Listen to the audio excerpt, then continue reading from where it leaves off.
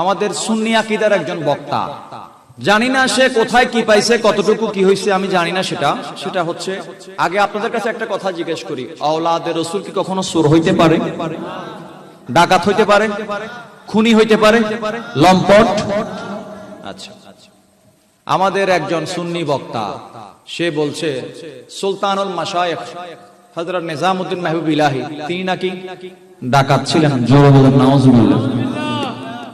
তিনি নাকি কি ছিলেন? ডাকাত ছিলেন। বলছে কে? আমাদের গ্রুপের। তো এখন আমার প্রশ্ন, বড় দুঃখ লাগলো কথাটা শুনে, কেননা যে যাকে ভালোবাসে তার বিরুদ্ধে কথা বললে কিন্তু তখন রক্তক্ষরণ হয়।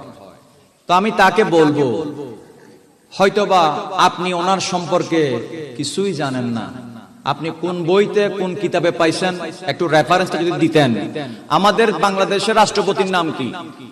রাস্তার মাথার মোড়ো একজন আব্দুল হামিদ আছে, বেচা বেছে কি বেছে? ওই আব্দুল হামিদের এই আব্দুল হামিদ কি এক না? ঠিক তদ্রুপ ওই নিজামউদ্দিন আর এই নিজামউদ্দিন এক। তাহলে তুমি কিভাবে বইলা দিলা যে নিজামউদ্দিন আউলিয়া ডাকাত ছিল? নাউজুবিল্লাহ বলেন। যে নিজামউদ্দিন আউলিয়া, এখানে আলেম ওলামা আছে। আচ্ছা, এর আগে আরেকটা কথা বলি, এখন শেষ হয়ে যাবে। এলমের মা আছে, কি আছে? এলমের বাবাও আছে। এলমের মার নাম কি? এলমের মা হচ্ছে এলমে সরফ।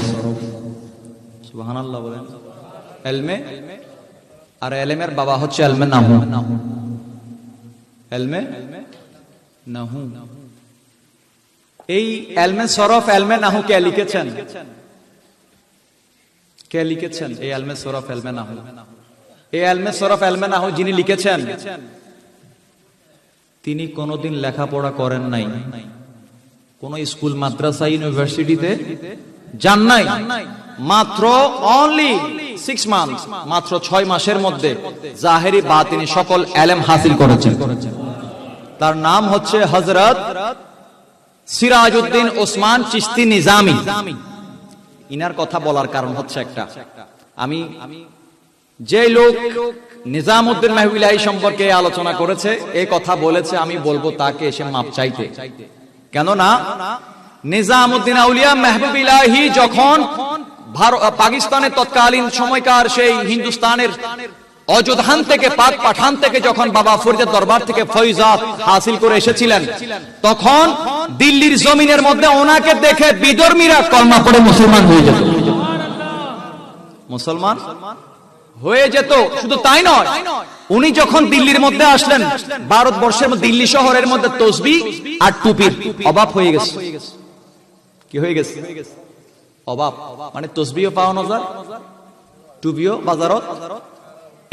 এইভাবে কি ওই আরব দেশে কিছুদিন আগে যেন করোনার মধ্যে মাস্ক, ঠিক এইভাবে টুপি আর তসবিহ বিক্রি হয়েছে। যে নিজামউদ্দিন আউলিয়া দৈনিক 12,000 গরিব মিসকিনকে খানা খাওয়াইতেন। কয় হাজার? 70 মন মতো প্রায় শুধু লবণ লাগতো তার লঙ্গর খানার মধ্যে। কয় মন? ওই পেঁয়াজের চিল্লাগুলা যে ফেলার জন্য ওট লাগতো। ওট কি লাগতো? ওটের কাঁধে করে করে এগুলো ফেলা হতো। 12,000 মানুষের খাবার, এগুলো কি চারটিখানি কথা? আল্লাহু আকবার জাল্লা শানুহু। আর যে নিজামউদ্দিন মাহবুব ইলাহি, ইনি হাসানী এবং হুসাইনি সৈয়দ। হাসানী এবং হুসাইনি সৈয়দ। এখনো অনেক কিতাব ওনার লেখা, যে কিতাবগুলিতে অনুবাদ করবার জন্য কেউ সাহস করে না হাত দেওয়ার জন্য। যে নিজামউদ্দিন মাহবুব ইলাহি তিনি একটি দরুদে পাক লিখেছেন, যে দরুদে পাক শুনে রাহমাতুল লিল আলামিন রওজার মধ্যে থাকতে পারলাম না। সেটাও একটি শুনি আমরা। সালাতু রাব্বি আলা মুহাম্মদ, সালামু রাব্বি আলা মুহাম্মদ, সালাতু রাব্বি আলা মুহাম্মদ, বি আলা মুহাম্মদ। নিজামউদ্দিন মাহবুব ইলাহি রাহমাতুল্লাহ আলাইহি, ইনি যেমন তেমন কোন আওলাদে রাসূল আল্লাহর ওলি ছিলেন না। যে নিজামউদ্দিন মাহবুব ইলাহি একটা পাথরের মধ্যেও কদম রাখলে ওই কদমের নিচে জায়গা পর্যন্ত আল্লাহ সুবহানাহু ওয়া তাআলা তার কারণে স্মরণে পরিণত করে দিত। এই নিজামউদ্দিন মাহবুবিল্লাহির শানে বেয়াদবি করছে, নাম বলে আরো হাসানুর রহমান, বাকিটা বলবো না, নাও বলে আবার হাসানুর রহমান, রহমানও আছে হাসানও আছে। আল্লাহ হেদায়েত করুক। নিজামউদ্দিন মাহবুবিল্লাহির শানে বেয়াদবি করলে তোমার ইলম কালাম সব চলে যাবে হাওয়ার সাথে। না জানলে বারিয়া দরবারে আসো, আলহামদুলিল্লাহ নিজামউদ্দিন মাহবুবিল্লাহির অসংখ্য নিয়ামত বারিয়া দরবারের মধ্যে আছে। সম্মানিত হাজিরিন, যেই সিরাজউদ্দিন ওসমানের কথা বলেছিলাম, তিনি নিজামউদ্দিন মাহবুবিল্লাহির খলিফা। নিজামউদ্দিন আউলিয়ার কোনো লেখাপড়া জানে না, কিন্তু এসে বলে হুজুর আমাকে বায়াত করান। বলে বায়াত করানোর আগে বলো কুছ পড়ে লিখে হো। বলে হুজুর আমি কোনো পড়ালেখা জানি না। বলে কোরআন? বলে ও ভি নেই, কোরআনও পড়তে জানি না। এরপরে একজন বলে হযরত নজমউদ্দিন কুবরা, তিনি বলে इन्हें मेरा हवाला कीजिए और আমি তাকে পুরা ইলম শিখিয়ে আপনার কাছে পাঠাবো। 6 মাসের মধ্যে সমস্ত জাহেরি ইলম হযরত সিরাজউদ্দিন ওসমান চিশতি নিজামী রাহিমাহুল্লাহ শেষ করে দিলেন। পরবর্তীতে নিজামউদ্দিন মাহবুবিল্লাহি তাকে খেলাফত দিলেন। সুবহানাল্লাহ। ওই নিজামউদ্দিন মাহবুবিল্লাহির খলিফা, তিনি ইলমে সরফ, ইলমে নাহু এগুলি উনি লিখেছেন। উনি কাজেই আলেম আর আরেফের মধ্যে কি আছে? পার্থক্য আছে। আল্লাহ পাক আমাদেরকে সঠিক পথের পথিক হিসেবে কবুল করুক। সম্মানিত হাজরিন, আন আবি হুরায়রা রাদিয়াল্লাহু তাআলা আনহু আন্না রাসূলুল্লাহ সাল্লাল্লাহু তাআলা আলাইহি ওয়াসাল্লাম কুল্লু উম্মতি ইয়াদখুলুনাল জান্নাতা ইল্লা মান আবা ক্বালা ওয়া মান ইয়াবা ইয়া রাসূলুল্লাহ সাল্লাল্লাহু আলাইহি ওয়াসাল্লাম মান আতানি দাখালাল জান্নাহ ওয়া মান আসানি ফাকাদ আবা। রাওয়াহুল বুখারী। রাসূল পাক সাল্লাল্লাহু আলাইহি ওয়াসাল্লাম ইরশাদ করেছেন, আমার প্রত্যেকটা উম্মত জান্নাতে যাবে। কোথায় যাবে? জান্নাতে যাবে, কিন্তু ইল্লা মান আবা, যারা আমার শানে বেয়াদবি করে, বিরুদ্ধাচরণ করে, তারা কখনো জান্নাতে যাইতে পারবে না। আবার জিজ্ঞেস করা হচ্ছে, ইয়া রাসূলুল্লাহ ওই বিরুদ্ধাচরণকারীরা কারা? বলে মান আতাআনি দাখালাল জান্নাহ, যারা আমাকে অনুসরণ করবে, আমার ইত্তেবা করবে, তারা প্রত্যেকে জান্নাতে যাবে। ওয়া মান আসানি, আর যারা আমার অনুসরণ করবে না, আমি বলবো আইনে, তারা বলবে গাইনে, তাহলে তাদের জন্য কোনো সুপারিশ হবে না। আল্লাহ পাক আজকের মাহফিল কবুল করুক। আমাদেরকে নবীকে হাজির নাজির মেনে চলার তৌফিক দান করুক। আমার নবী যে ইলমে গায়েবের মালিক, সেটা ঈমান আকীদার মধ্যে বসিয়ে রাখার তৌফিক দান করুক। আল্লাহ পাক যেই দরবারের মুরিদ, আল্লাহ পাক আপন আপন মুর্শিদের দামান ধরে থাকার তৌফিক দান করুক। ফিতনাবাজদের ফিতনা থেকে আমাদেরকে আল্লাহ পাক হেফাজত করুক। আল্লাহ পাক এই মাদ্রাসার জমিনের মধ্যে অসংখ্য অগণিত নিয়ামত দান করুক। আমি একটা আয়াতে কারিমা তিলাওয়াত করেছিলাম, ও আম্মা বিনিআমাতি রাব্বিকা ফাহাদ্দিস। আল্লাহ সুবহানাহু ওয়া তাআলা নিয়ামত দিলে সেই নিয়ামতের শুকরিয়া আদায় করতে হয়। আমাদেরকে আল্লাহ পাক নিয়ামত দিয়েছেন রাহমাতুল লিল আলামিন।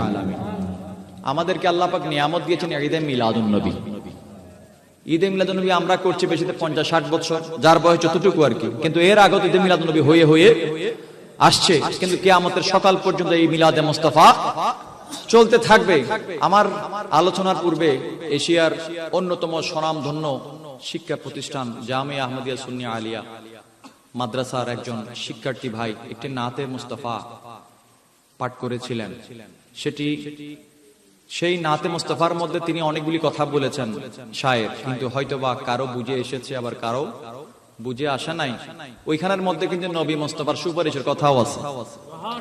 ওইখানের মধ্যে নবী মুস্তাফা যে কাল হাসরের ময়দানের মধ্যে আশেক বলছে আমাকে দিদার দেন, ওই দিদারের কথাও আছে। আবার আমাদের দেশের মধ্যে শুধু লিল্লাহি তাকবীর, বাকিটা নাই।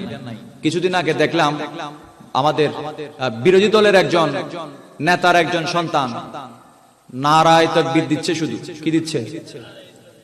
নারায়ে, শুধু নারায়ে আর নতাই বোধ, যতক্ষণ নারায়ে রিসালাত নয় ততক্ষণ হাম নমাতের ওইটুনু হবে। পার্টি এক জিনিস, ঈমান আকীদা আরেক জিনিস। এটা আমাদের উসুল নয়। নারায়ে তাকবীর সেটা আমাদের উসুল নয়। আমাদের লা ইলাহা ইল্লাল্লাহ এটা তাওহীদ। এটা কি? মুহাম্মদ রাসূলুল্লাহ, এটা হচ্ছে রিসালাত। আরে যেখানে তাওহীদ থাকবে সেখানে কি থাকতে হবে? রিসালাত থাকতে হবে। তুমি কে রিসালাতকে ভাগ করা? নারায়ে তাকবীর যখন বলেছো, সাথে সাথে নারায়ে রিসালাত বলার দরকার ছিল। কথা বলেন ঠিক কিনা? কাজেই শানে মুস্তাফার শানে বিয়াদবি করলে কোন নিয়ামত তো দূরের কথা, শুধু কিয়ামত আর কিয়ামত হবে। আল্লাহ পাক আজকের মাহফিল কবুল করুক। জবি মে হো সঙ্গে ধর তুমহারা রসূলুল্লাহ है एक जीने का सहारा रसूलल्लाह। जमाना छूट जाए रूठ जाए कुछ नहीं परवाह, न छूटे न छूटे हाथों से दामन तुम्हारा या रसूल अल्लाह, न छूटे हाथों से दामन तुम्हारा या रसूल अल्लाह। बरोज़े हश्र में इस यकीन की लाज रख लेना, बरोज़े हश्र में इस यकीन की लाज रख लेना कि होगा हश्र में भी उनका नारा या रसूल अल्लाह, कि होगा हश्र में भी उनका नारा या रसूल अल्लाह।